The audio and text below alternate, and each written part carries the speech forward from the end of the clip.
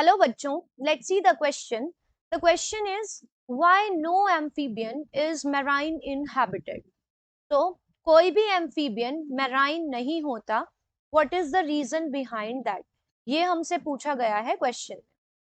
तो let's see what is the key concept to solve the question.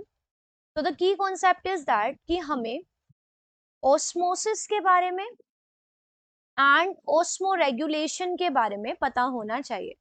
अगर हमें इन दो चीजों के बारे में पता है then we can easily solve the question.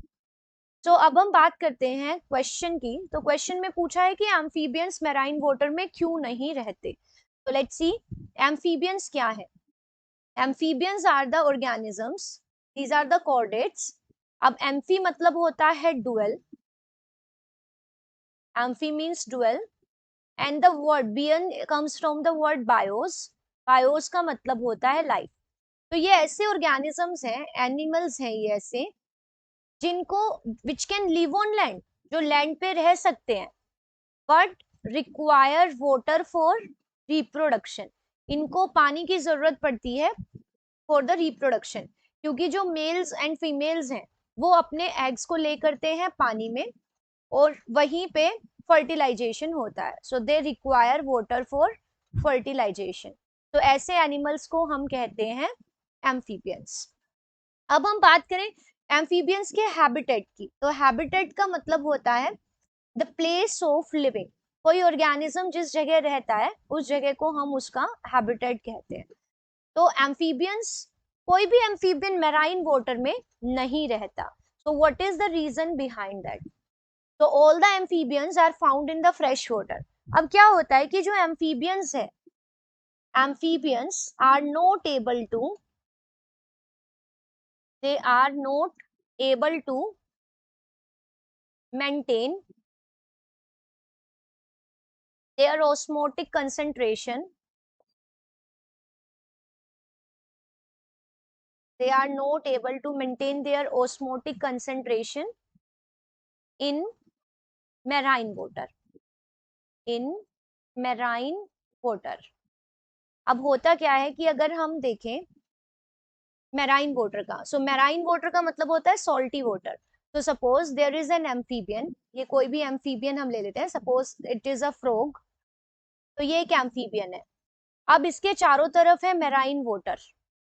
ठीक है, ये जहां रह रहा है that is the salty water such as ocean है ये. अब यहाँ पे इस पानी के अंदर आपको क्या मिलेगा, सोल्ट की कंसेंट्रेशन बहुत हाई मिलेगी. तो ऐसा मींस जो एम्फीबियन की बॉडी है इस बाहर के मीडियम के कंपैरिजन में इट इज हाइपोटोनिक.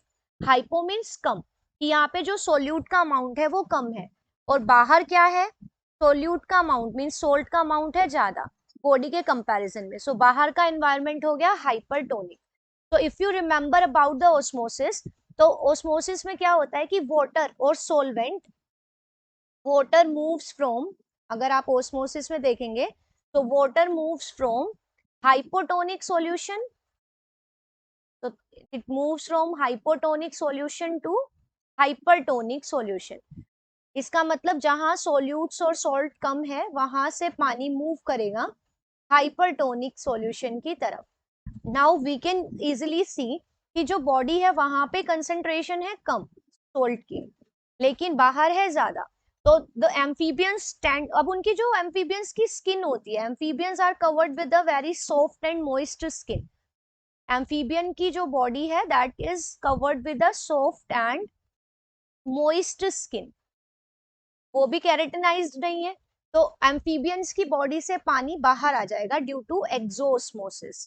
तो water comes out from the body by the process which is called the exosmosis, means the osmotic exit of water from the cell. तो इस वजह से जो एम्फीबियंस है they will lose their water, और इसकी वजह से उनका ओस्मो रेगुलेशन नहीं हो पाएगा. They are not able to maintain the osmoregulation, और इस वजह से एम्फीबियंस की हो जाएगी डेथ. सो अब एम्फीबियंस क्यों नहीं रह सकते, इसका रीजन है बिकॉज ऑफ एक्सोस्मोसिस. कि जब वो मेराइन वाटर में रहेंगे तो एक्सोस्मोसिस की वजह से पानी उनकी बॉडी से बाहर आ जाएगा, and due to deficiency of water they are not able to survive there. So that's the reason why amphibians are not present in marine water. I hope you understood this well. Best of luck. Thank you.